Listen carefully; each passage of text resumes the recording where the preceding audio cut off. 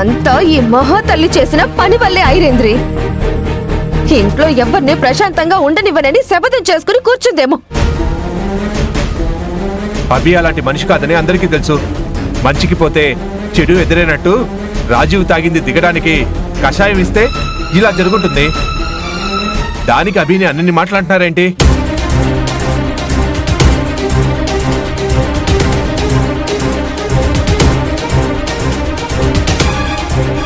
బుద్ధి లేని పనులు మొగుడు చేస్తుంటే దానికి ఈ పెళ్ళాం వెనకేసుకొస్తుంది. రక్తం కక్కుకుంది పరాయివాడు కాదు మావయ్య గారు, నా మొగుడు. ఈ అభి ఏదో విషమిచ్చి చంపాలని చూసింది. వదినా, పదే పదే అదే మాట అంటున్నావు. అన్నయ్యకి రక్తం రావటం గురించి నీకే కాదు మా అందరికీ కూడా బాధగానే ఉంది. కానీ దానికి అభిని కారణంగా చూపించి కార్నర్ చేసి మాట్లాడడం బాగలేదు. ఈ ఇంట్లో అన్ని గొడవలకి అభియే కారణం రాహుల్. గతంలో అభి చేసిన తప్పులు మర్చిపోయావా? అభిని ఇప్పుడు నువ్వు క్షమించేశావేమో, కానీ అభి ఏం మారలేదు.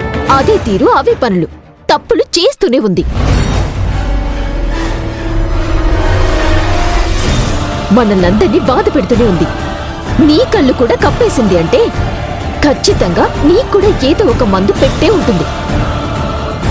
ఐరేంద్రి, లలిత అంటే ఏదో తన భర్తను అలా చూసి బాధలో అభిని నిందిస్తుంది.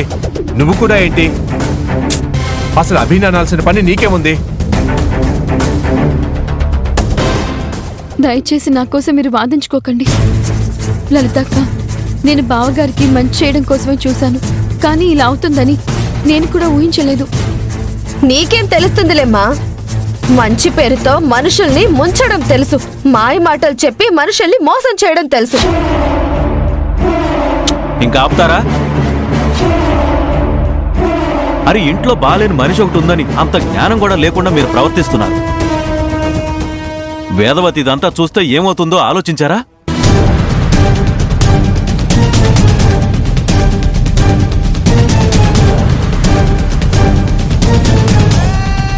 బావగారు తాగింది ఆల్కహాల్ అయితే ఈ మందు పనిచేయాలి. వికటించిందంటే ఆయన తాగింది ఆల్కహాల్ కాదా?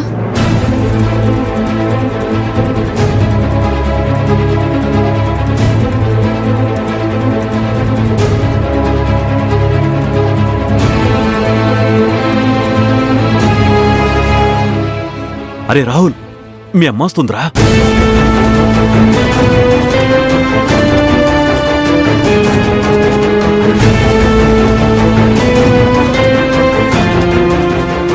ఇప్పుడు రాజీవ్ని ఇలా చూసిందంటే చాలా ప్రమాదం రా. అయ్యో, ఇప్పుడు మనం ఏం చేద్దాం?